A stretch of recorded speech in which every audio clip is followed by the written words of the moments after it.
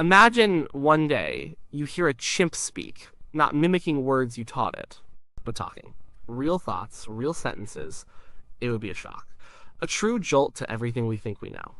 This isn't just a chimp making sounds, it's a chimp communicating, telling you something. And what if this ability wasn't just for one chimp? What if suddenly all chimps could talk? Or many of them. Not in perfect human English or French or whatever language we speak, but in their way. Maybe it's a language we understand, or maybe we get a translator. A universal translator, like in science fiction. But the point is, they can tell us things. Things they think, things they feel. It would flip our world upside down, completely. We've always seen ourselves at the top, the only ones with complex language. The only ones who truly think, reason, plan in our sophisticated way. And suddenly our closest cousins can do it too. Or something very close to it. The first thing for most people would be pure disbelief. You'd see it on the news, you'd hear about it, but you wouldn't believe it. Not really. Not until you saw it yourself, or heard it. A chimp looking into a camera, or at a scientist, and saying something. Something like, I am hungry, or that male is bothering me, or the fruit here is not good today. And then the questions would explode. Millions of them. What do they think about? What do they know? Do they have a history? Do they tell stories to each other? Do they have names for things we don't even have words for? Think about their daily lives. We study them, we watch them for years, we make notes, we record behaviors. We think we understand their social structures, their power struggles, their friendships, their grieving. But what if they could tell us directly? They would tell us about the best places to find food, the tastiest leaves, the ripest fruit. They would describe the fear of a leopard, the thrill of a hunt, the comfort of their mother's embrace. We would hear about the politics of their group. Who is rising in power? Who is falling? Who is favored? Who is an outcast? And why? Not just our interpretations of their actions, but their actual reasons, their resentments, their loyalties, their strategies. It would be a raw, unfiltered look into a different mind. A mind that evolved right alongside ours for millions of years. A mind that shares so much of our genetic makeup. They would likely talk about the weather, the sun, the rain, how it feels on their skin. The sound of the forest, the taste of different insects, the smell of a rival group. All the sensory details of their existence that we can only guess at. They would also probably tell us about their emotions. Their anger, their joy, their sadness, their love. We know they feel these things. But to hear them articulate it. I am sad because my baby died. I am happy because the dominant male shared food with me. I am angry because that young chimp keeps trying to take my food.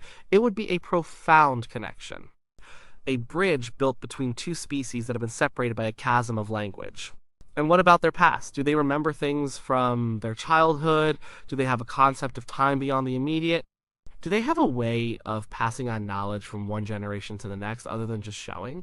Do they have stories of their ancestors, myths, legends? It sounds crazy. But if they have language, who knows what else comes with it?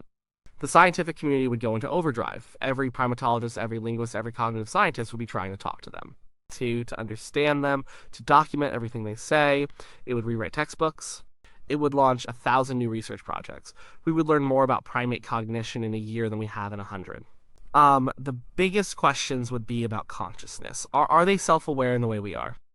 Do they ponder their existence? Do they worry about death? Do they have hopes? Dreams, not just the biological ones, but the abstract kind. It would challenge our very definition of what it means to be conscious, what it means to be a person. And then there's the ethical side. This is huge. If chimps can talk, they're no longer just animals in the traditional sense. They become something more, something closer to us. Their rights would immediately become a massive global debate. Can we still keep them in zoos? Many would argue no. It would be like keeping a human captive. Can we use them for scientific research, medical experiments? Again, the outcry would be immense. It would be seen as a moral abomination by many. Their status would change overnight, from animal to something else, maybe non-human person, or sentient being with a voice. It would force us to rethink our entire relationship with the animal kingdom. If chimps can talk, what about gorillas, orangutans, dolphins, whales, other species? It opens a Pandora's box of philosophical and legal challenges. Conservation efforts would be transformed. No longer would we be speaking for them. They could speak for themselves. Imagine a chimp telling us, our forest is shrinking. We need more space. The humans are taking our homes. Their pleas would carry immense weight. It would put direct pressure on governments and corporations to protect their habitats. It would be hard to ignore. But there's also the darker side, the potential for exploitation. Would some try to take advantage of their new ability, try to make them work, try to steal their resources if they revealed where something valuable was? The worst parts of human nature might surface too. We've exploited each other for centuries. It's not a leap to think some would try to exploit talking chimps. And what would we tell them? That's another big question. How would we explain our world, our technology, our cities, our wars, our art, our beliefs? It would be hard to put into terms they understand. You would have to simplify immensely. Or maybe they'd understand more than we think. Would we try to civilize them, teach them our ways, give them our knowledge? Or would we simply listen and learn? Most likely it would be a mix. Some would want to elevate them. Others would want to protect their natural way of life. The concept of human exceptionalism would shatter. For centuries, we've built our philosophies, our religions, our sense of purpose around the idea that we are unique. That language and complex thought set us apart. If chimps share that, even partially, it changes everything. It means we are not alone in the way we thought. It puts us firmly, undeniably, within the animal kingdom, just another branch on the tree of life, albeit a very successful one. It would force us to look at our own history differently, our own evolution. What was the moment, what was the shift that allowed language to fully blossom in us? Did our ancestors talk to theirs? Were there ever proto-languages shared between our early hominid relatives and their primate cousins? It would shed light on the very origins of language itself, and it would be humbling. To realize that these creatures we've often seen as primitive, as lower on the scale, have rich inner lives. That they have thoughts and feelings just as complex as ours. Maybe not identical, but equally valid. It would challenge our arrogance. Consider the communication challenges. Even if they speak a language we understand, their worldview is fundamentally different. So they live in the present much more than we do. Their concerns are immediate food, safety, social standing. We plan for years, even decades.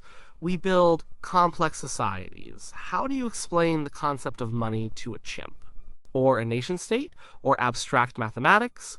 It would be like trying to talk to an alien. And alien that looks a lot like us, but whose lived experience is worlds apart. Their metaphors, their understanding of cause and effect, their priorities would be different. We would need a new kind of translator, not just for words, but for concepts. Or for culture. The implications for religion would be profound. Many religions place humans at the center of creation, given dominion over animals. If animals can speak, if they have souls, if they are persons, it challenges fundamental tenets of many faiths. It would lead to intense theological debates. Some religions might adapt, others might struggle.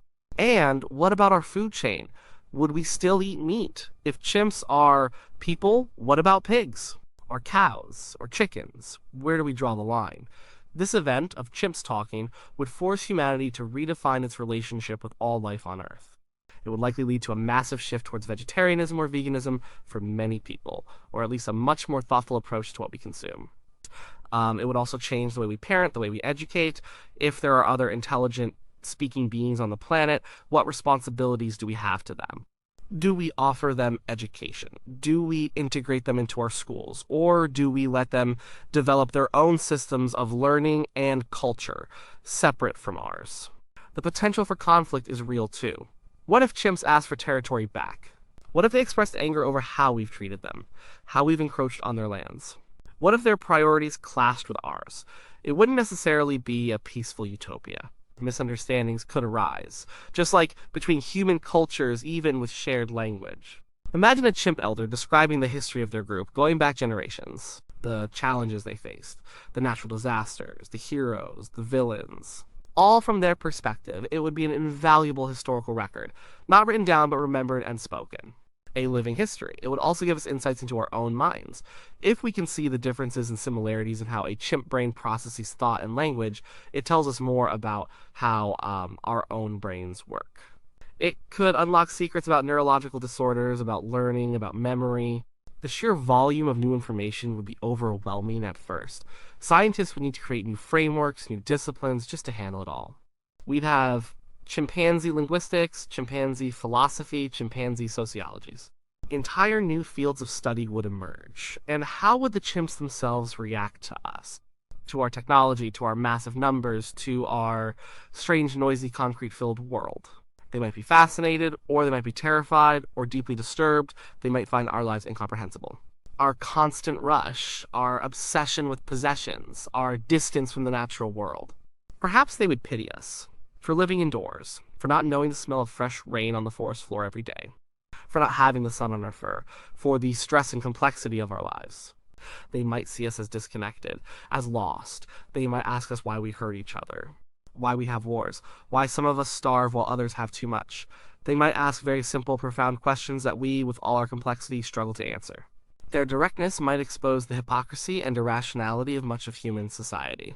It would change how children learn about animals, no longer just creatures in books or on screens.